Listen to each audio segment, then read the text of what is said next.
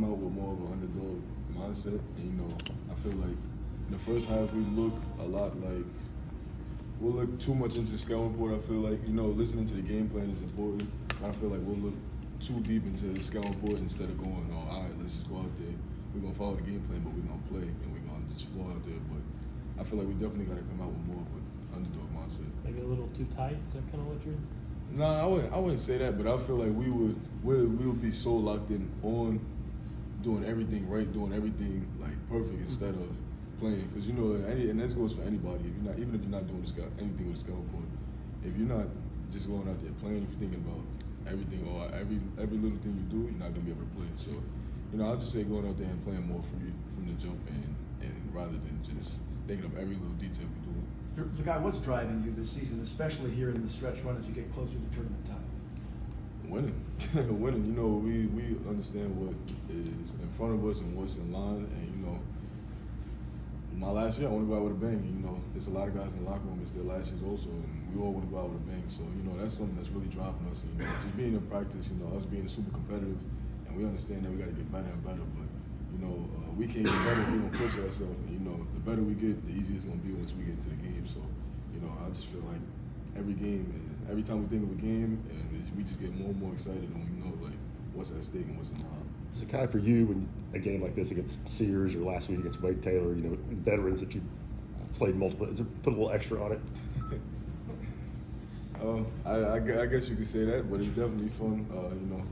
Playing against some of the better guards, I guess you could say, in the country, and not just the SEC, but the country really. So it's a lot of fun. Playing against the best of the best. And, I always say it, I don't duck no smoke. So when guys come in here, it's a lot of fun. What makes Sears such a good scorer? Yeah, well, I feel like he doesn't really have a conscience. He knows he's a good shooter, and he might miss a couple shots, but you leave him open, it's going in. So he's a really good scorer, really good all-around player. So it should be a fun one playing against him. Zakai, we can all see the offensive numbers of Alabama. What is it about them that makes them put up those numbers? Yeah, well, they play really fast pace. You might be up 15 on Alabama, but that's more like a 5-point game, brother. So, they're fast paced. They like to go up and down. Just looking at past couple games, like the scores that they've been having. Even in some of the points that they've given up, like you can tell how fast paced.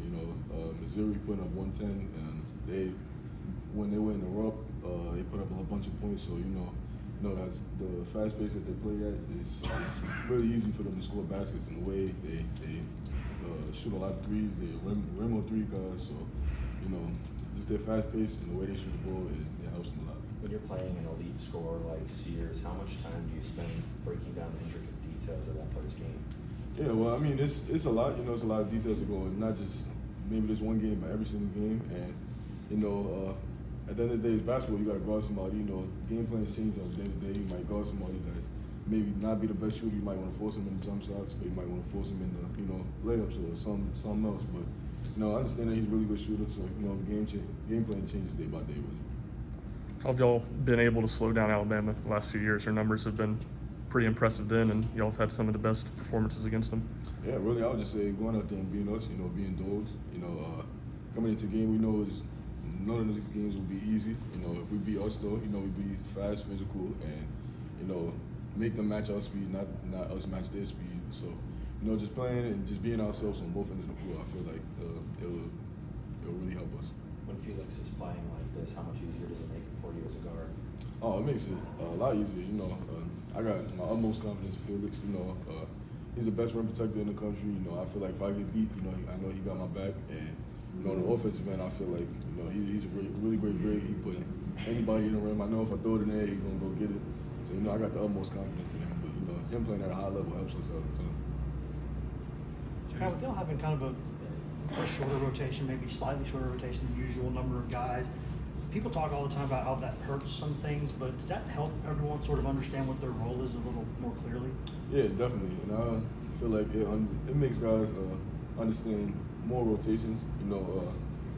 Us having a shorter rotation, like you said, guys can play more free. You're gonna come in the game, you're gonna come out the game.